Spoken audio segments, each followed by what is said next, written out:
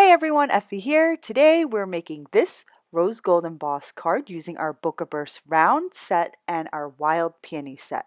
So first I started off by positioning my round bokeh stamp on my mini Misti tool, and then I'm just going to heat emboss it onto an A2 size card panel, and I'm just using some regular white cardstock. After I inked up the stamp with some Versamark ink, I just stamped it right onto my panel, and then I spooned on some of our rose gold embossing powder, and then I heat set everything using my heat gun, and look at that shine. Isn't it so pretty? My rose gold powder is one of my favorites. When you turn the panel towards the light, the rose gold embossing powder takes on a rose and a gold kind of hue. So you get this two-tone look, and it's just really pretty. And it looks even better in person. So after I finish embossing the burst, I'm going to go ahead and emboss the rest of my elements, which are the sentiment, the hugs from the same set. And then I'm going to go ahead and emboss some of the outline images from our Wild Peony set. I chose mainly outline images from our Wild Peony set because we're going to be doing some coloring today with my Zig Clean Color real brush markers. Now, if you don't feel like coloring, the Wild Peony set is very versatile because it comes with outline and solid images. So whatever fits your mood, you can choose the solid or the outline stamps from our Wild Peony set. But today I wanted to do some coloring. So I started off by coloring this really gorgeous peony with our Sugar Almond Pink Zig marker. This is my lighter pink shade. And then I'm going to go in and just do some shading with my peach pink marker, and then I'm going to blend that peach pink with the sugared almond pink again. And I'm going to do this for the entire peony. Now this peony is not a large image, so this could seem a little tedious if you're not a very patient person, but I wanted to get that shaded look even though it was a small image. And I think the end result came out nice, so it was well worth it.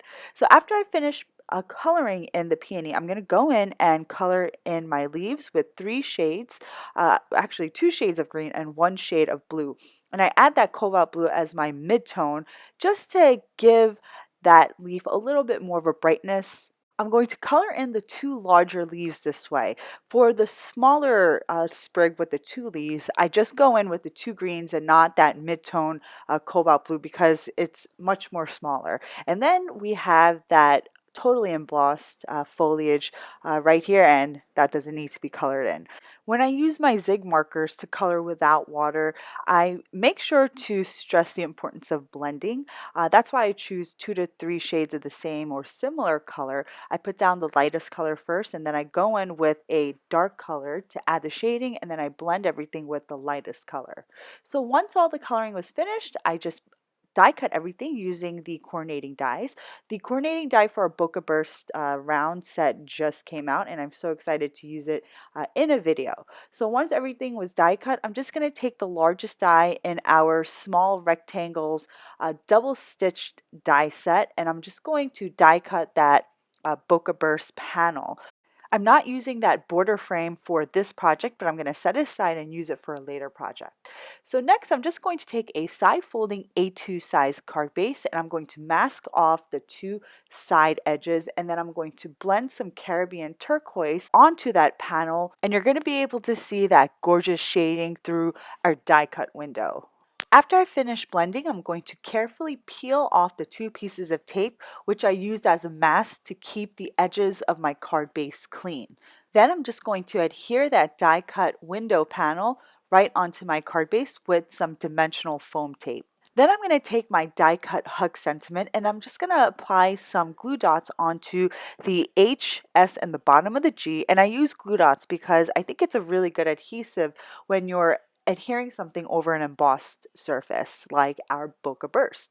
Next, I'm going to pop up the peony over my die cut window, but the portion of the peony that's in the actual window, I'm going to put a double layer of foam tape there. And I'm doing that so that the dimension is uniform throughout the card. Then I'm going to just pop up the rest of the leaves around the peony and the sentiment, and the card is almost finished.